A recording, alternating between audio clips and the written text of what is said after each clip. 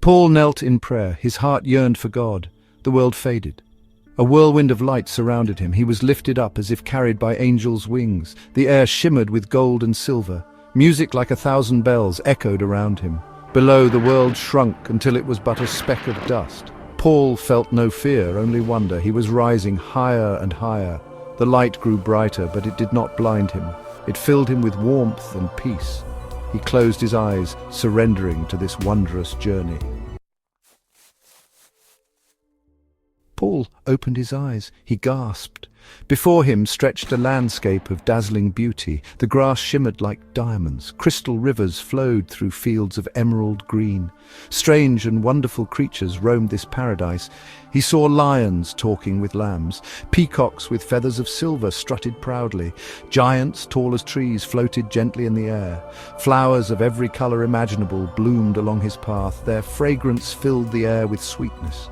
He heard soft laughter like the tinkling of bells echoing through the air. He came to a palace made of crystal. It sparkled in the sunlight. Rainbows danced within its walls. Paul knew in his heart this was a place of unimaginable joy and peace. As Paul stepped closer to the palace, a figure emerged. He was bathed in dazzling light. His eyes shone with love and compassion. Paul fell to his knees, knowing he was in the presence of Jesus.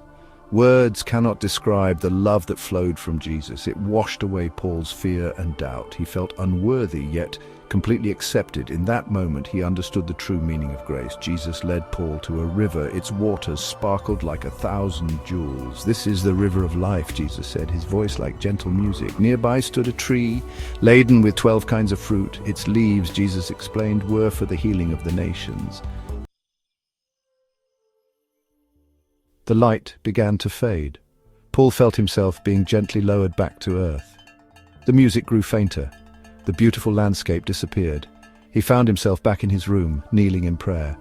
Though heaven was gone from his sight, it would forever be etched in his heart.